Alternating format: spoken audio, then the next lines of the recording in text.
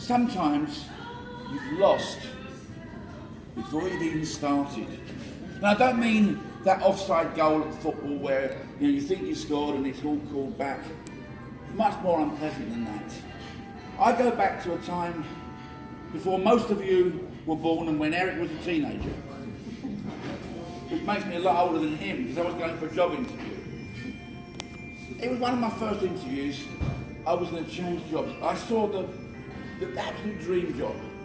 Better money, more opportunities, learning new skills. I wanted this job. It was nearer to home. The company was in a big corporate building. Everything about it was perfect. I applied for the job. I got an interview first with the recruitment consultants. Now that was really only to give me some advice. Now the advice he gave me was to make a good first impression. Make a good first impression, it's very important. Make a good first impression. I thought, okay, that's interesting. He gave me some other tips. He told me where I was going and who I was going to meet. And he gave me information about the company. He said, you've got to know about the company you're going to. You must be able to explain why you want to work there. I thought, okay, that's good advice. So I went home, I printed some stuff off from the internet. There was an internet in those days, just about. And I got all the information I could possibly get.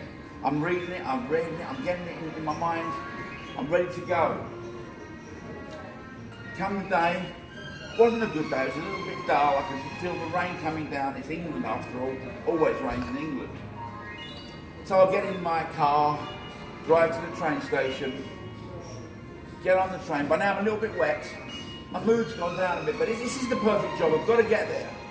So I get on the train, I'm going to London, and I get out and start walking to the building. I see this big corporate blue curtain walled glass building, and I think, wow, this is the place for me, this is where I want to work.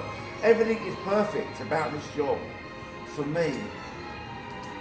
So I remember what he said, it's important to know about the company and to make good first impressions.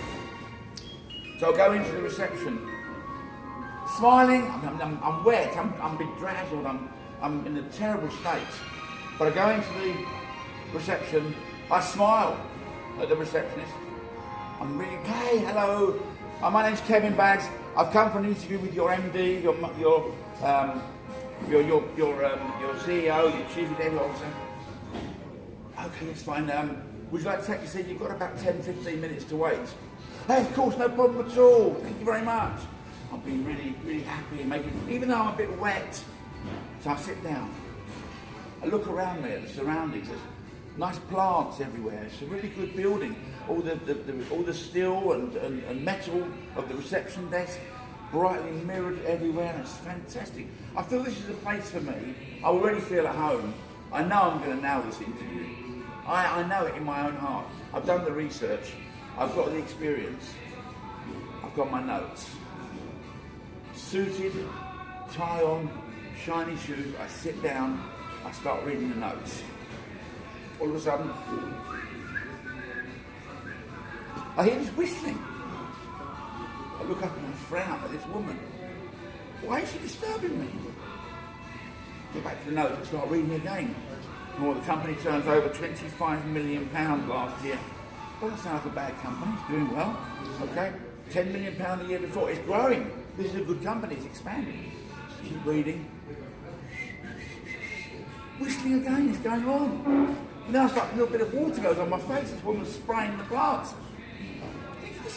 Just about, give a really big frown this time and go, Anyway, she sort of says, oh, hello there, how are you? I'm really busy here. I said, I'm really busy here, would you mind? So I carry on reading. And she keeps whistling, I'm looking at her, I'm frowning. Anyway, get out for the interview, I meet this gentleman. He was sitting in there with the lady who was the woman who was in charge of the area I was going to work in. And I'm sitting talking to them. Wow, we got on so well. It was a perfect interview. At the end of the interview, he said, well, I don't think it's going to take too long, but we'll make a decision. But you seem to fit in. Everything's gone well. You've got the experience we need. We've only got one or two more people to say we'll know the answer by Friday. But I think you've got a very good chance. And I knew I'd nailed this job. I knew this job was mine. It was perfect. I'd done a great interview. You know when you feel it in your bones? You know you're there. I went home and then on Friday I got a telephone call. You didn't get the job. What? I didn't get the job. I said the interview went really well. What happened? He said, well, did you... I told you make your good first impression. I said, I did. Well, who did you meet? I said, well, I met the receptionist and I was definitely nice and polite to her and we got on really, really well. We had a great interview. What about the MD? Yeah, we'd get on with him. Well, did you meet anybody else? I said, well, not really. Well, was there anybody else in the reception? Well, yeah, it was a woman and she got on my nerves and she was spraying the plants. Oh, he said, you mean the managing director's mother? What? Oh yeah, she went upstairs and said, who was that rude man in reception? What? He said, I've never hired him. What? And so because of that, I didn't get the job. Because I was so focused on reading and I was rude to this lady, who happened to be the CEO's mother. I didn't get the job. So what did I learn from that? The problem is you can't lose before you even start. But you don't have to. Treat everybody the same. What he meant was make a first impression with everybody you meet. It doesn't matter what station they have within the company, they're all important. And from that very day to today, for me everybody is equal, everybody needs to be treated in exactly the same way. First impressions, you don't get a chance to go out and come back and make a new first impression.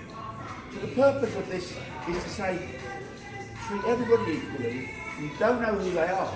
I had a man come to my door, dressed a little bit scruffy like me once when I was running my business back in Hertfordshire. No one came to my door, I was rude to him. He was a prospective client. Again, I made a mistake. But you need to treat everybody as if they're the most important person in the world, and then you'll get on in life. Don't lose before you start.